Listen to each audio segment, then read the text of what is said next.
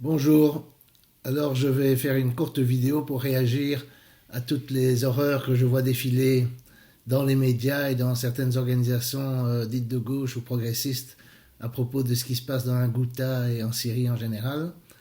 Euh, donc, les organisations, c'est essentiellement les Verts, les écologistes, une partie de la France insoumise, évidemment les ex-trotskistes, genre Nouveau Parti anticapitaliste, les organisations de défense des droits de l'homme, etc. etc. Et je dois dire, je trouve ça assez extraordinaire. Bon, il y a une nouvelle levée de bouclier, exactement la même qu'il y avait à l'époque de Alep, et de la libération d'Alep Est,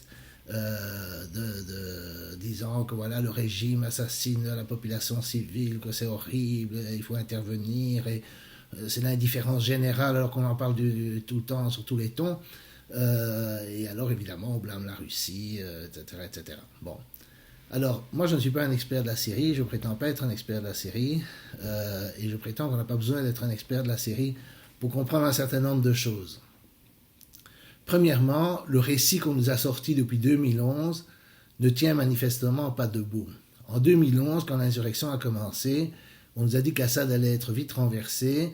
Il n'était soutenu que par 10% de la population, c'est-à-dire par la partie alaouite de la population, une forme de schisme, disons, alors que la majorité de la population est sunnite. Il ne peut pas tenir, si c'était vrai, il n'aurait pas pu tenir, parce qu'aucun dictateur ne peut tenir si l'armée se révolte contre lui. C'est très bien de dire que c'est un dictateur, mais Mobutu est un dictateur. Au Congo-Zaïre, il a été renversé très rapidement. Le Shah d'Iran a été renversé rapidement. Ceausescu a été renversé Suharto en Indonésie a été renversé, etc. Donc vous avez toujours des gens qui sont d'autres des dictateurs. Si l'armée ne les suit pas, ils sont renversés. Et si le régime a tenu, c'est qu'il y avait une certaine unité nationale, il y avait quelque chose qui le faisait tenir. Il n'était pas simplement la dictature de 10% sur le reste de la population. On peut me dire que c'est l'intervention russe, mais l'intervention russe n'a commencé qu'en 2015. Il y avait amplement le temps pour le régime de s'effondrer avant cela, numéro un.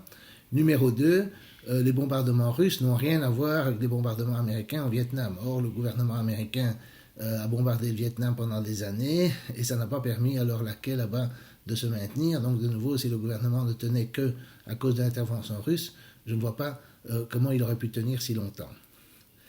Alors, il faut quand même se rendre compte que nous, citoyens occidentaux, ne sommes pas neutres dans ce conflit. À la fois, la pression médiatique est unanime contre le gouvernement syrien et très complaisante vis-à-vis des rebelles, mais l'armement, l'aide occidentale va évidemment aux rebelles. Alors, il y a d'une part parce qu'elle va à travers des pays comme l'Arabie Saoudite qui reçoivent eux-mêmes leur armement de l'étranger, et donc évidemment de sources occidentales. Et puis, il y a l'armement, qui est directement donné aux rebelles. Alors on nous dit que c'est les rebelles modérés. Mais évidemment, ça n'a pas beaucoup de sens. Même si c'est vrai qu'il y en a qui sont modérés et des pas modérés, à partir du moment où ils s'attaquent tous les deux en même temps à l'armée gouvernementale, ils sont objectivement alliés. Si vous prenez la bataille de Stalingrad, par exemple, les soviétiques ne veulent pas dire « Ah, il y a les fascistes pas modérés, ça c'est les Allemands, et puis les fascistes modérés, ça c'est les troupes italiennes et roumaines qui se trouvaient là aussi. » Non, évidemment, ils attaquaient les deux. Ils ont même plutôt attaqué les Roumains et les Italiens parce qu'ils étaient plus faibles, mais ils ont attaqué les deux parce qu'ils étaient objectivement alliés, c'est évident. Et donc, à partir du moment où vous avez des rebelles armés, je ne parle pas d'opposition non armée avec laquelle le gouvernement syrien veut bien débattre, mais dès que vous avez des oppositions armées, évidemment, il n'y a plus de distinction réelle entre modérés et pas modérés. Alors, l'autre chose qu'il faut rappeler, et ça c'est pour moi le point important, c'est la question du droit international.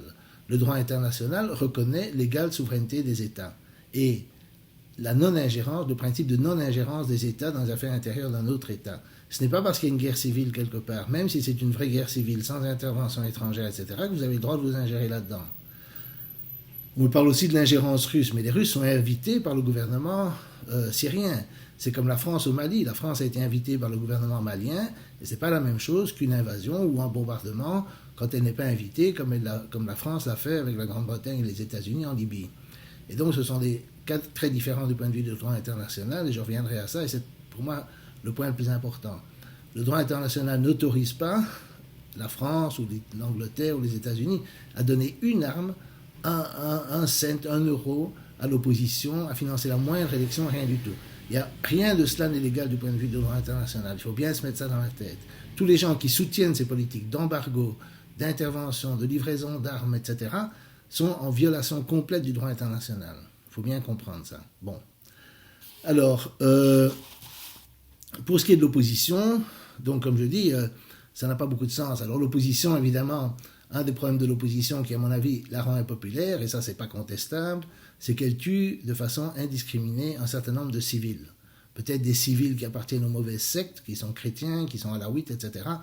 Mais on peut remarquer dans l'histoire que quand des mouvements révolutionnaires se mettent à tuer des civils de façon indiscriminée, pas des collaborateurs de l'État, pas des militaires, pas des gens comme ça, quand il y a des opérations où ils utilisent réellement des tactiques terroristes, alors évidemment, en général, ils perdent le soutien de la population, et des mouvements comme la résistance au Vietnam, par exemple, ou les Nicaraguayens, les sandinistes au Nicaragua, etc., ont évité de tuer de façon indiscriminée des civils dans leur propre peuple, pour justement ne pas s'aliéner cette population.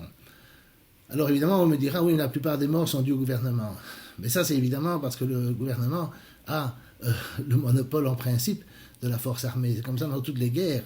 Mais c'est pas parce que l'opposition n'est pas en position éventuellement de tuer autant de gens qu'elle ne le ferait pas si elle n'était pas au pouvoir. Tous les gens dans l'histoire que la gauche des droits de l'homme adore utiliser comme argument en faveur de l'ingérence et pour diaboliser la vieille gauche, etc., mettons Pol Pot, Staline, etc., ou Mao, etc., ont tous été dans l'opposition, ou l'ayatollah Khomeini.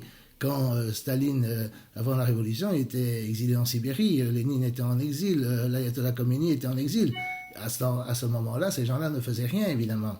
Et donc, s'ils ne faisaient rien, c'est pas pour ça qu'ils n'ont pas été un peu tyranniques une fois qu'ils ont pris le pouvoir. Et donc, tout laisse supposer, quand on regarde la nature de l'opposition et ce qu'elle fait dans les territoires qu'elle occupe, qu'évidemment, elle appliquerait son slogan qui est « les chrétiens à Beyrouth et les alaouites au tombeau ».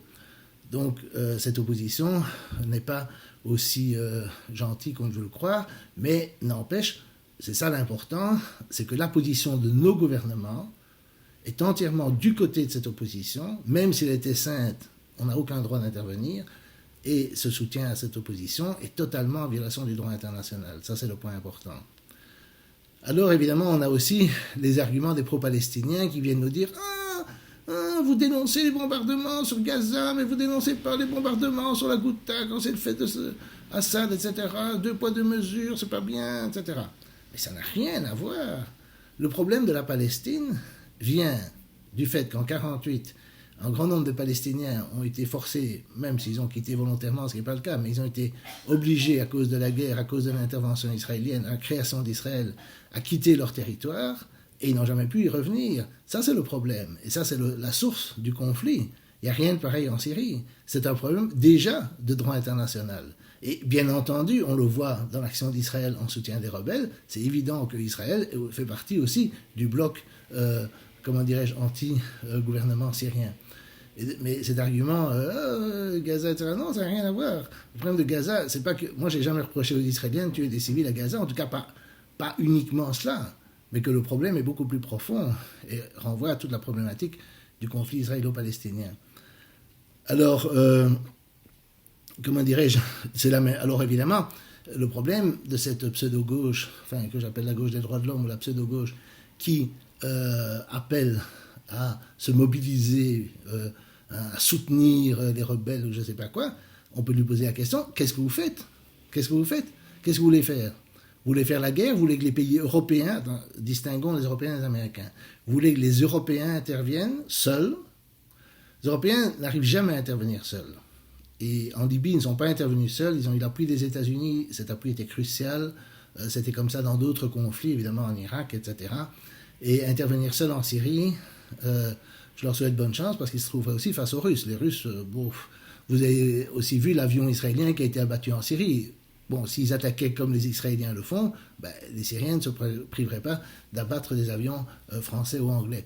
Et donc, je ne sais pas très bien ce qu'ils veulent faire, si c'est ça ce qu'ils veulent faire, qu'ils le disent, mais je ne pense pas qu'ils seront suivis par la majorité de la population dans nos pays. Alors, ils pourraient, ce qu'ils font d'habitude, c'est demander aux États-Unis d'intervenir. Mais le problème des États-Unis, c'est qu'eux, ils sont un peu fatigués de l'intervention. Un des facteurs qui a poussé à l'élection de Trump, je ne dis pas que c'est le seul, ni qu'il est le plus important, et ni que Trump est sincère sur la question de la non-ingérence, mais une des choses qu'il disait dans la campagne, c'est qu'il en avait marre de ces interventions, et on peut très bien comprendre les Américains qu'ils en ont marre de payer pour un budget militaire qui leur permet de faire ces interventions et que les Européens ne sont pas prêts à payer. Et en particulier, la pseudo-gauche, en général, est contre le fait d'augmenter les budgets militaires, ce qui est contradictoire, parce que si vous voulez intervenir dans des pays lointains, vous allez bombarder, vous devez éviter les défenses anti-aériennes, vous devez détruire les défenses anti-aériennes, vous devez détruire les missiles fournis par les Russes, etc. Alors évidemment, vous avez besoin d'une armée très puissante. Et c'est ce que les Américains ont, mais les Européens pas. Et évidemment, aller pleurer pour que les Américains interviennent, ça c'est la pire politique qu'on puisse imaginer. Alors finalement, tous ces hurlements ne servent à rien. Quand on dit d'ailleurs la pseudo-gauche, ah mais qu'est-ce que vous dites alors d'Israël, et qu'est-ce que vous dites du Yémen, et qu'est-ce que vous dites des Américains en Irak, etc. Alors ils vous répondent en général, ah mais on condamne, ils passent leur temps à condamner. Mais on s'en fout de vos condamnations, on s'en fout. Parce qu'on veut savoir ce que vous faites, vous ne faites rien, vous ne pouvez rien faire, vous n'avez pas la force. Vos pays n'ont pas la force. C'est la même chose avec l'accusation dont moi je suis l'objet de soutenir Assad. Mais je ne soutiens pas Assad, il ne me connaît pas. Son armée ne me connaît pas, personne ne me connaît dans ce pays, les rebelles non plus. Et s'ils me connaissaient, ils se foutraient complètement de mon opinion. C'est pas ça la question.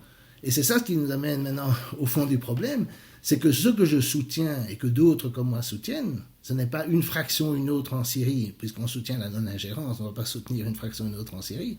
C'est une autre politique étrangère.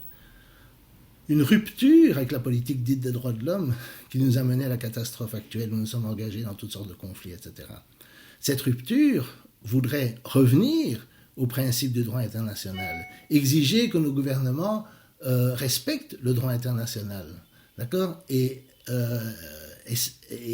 une politique de diplomatie, une politique basée sur la diplomatie et sur l'indépendance de l'Europe par rapport aux États-Unis et sur le fait d'avoir une politique de collaboration avec la Russie, au moins de dialogue avec la Russie, avec la Chine, avec l'Iran, avec toutes les parties concernées dans le monde. Cette politique n'a rien d'utopique, elle n'a rien de stalinien, n'a rien de fasciste.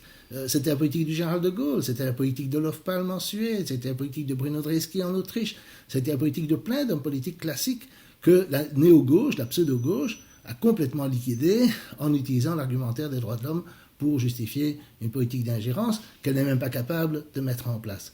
Alors on est arrivé dans une situation totalement absurde et contradictoire, mais je pense que c'est très important de mener une bataille idéologique dont on commence à voir, je dis bien on commence à voir à l'intérieur de la France insoumise et en particulier dans le média, qu'il y a des germes de retour au principe de droit international classique qui étaient aussi les principes de la gauche classique, la gauche avant la pseudo-gauche.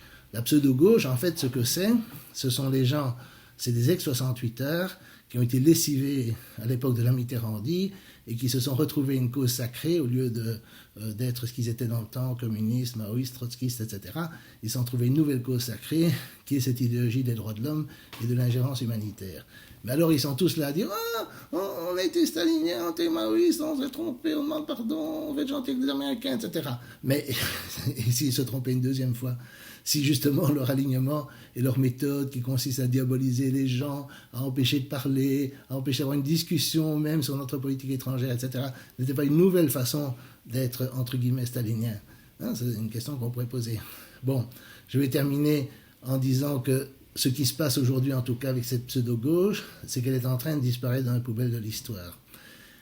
Elle est battue sur tous les plans idéologiques, sur l'immigration, sur le racisme, sur l'Europe, etc., mais non pas par la gauche que je souhaiterais, mais par la droite, une espèce, je vais appeler une néo-droite, ce qu'eux appelleraient l'extrême droite, différentes extrêmes droites, ou ce qu'ils appellent le populisme, qui est en train de renaître un peu partout, et qui est en train de gagner la bataille des idées, en particulier parce que cette pseudo-gauche n'a jamais voulu accepter le débat. Elle n'a voulu jamais accepter le débat. J'ai essayé de l'avoir pendant des années, je n'ai jamais pu l'avoir, et il n'y a pas que moi.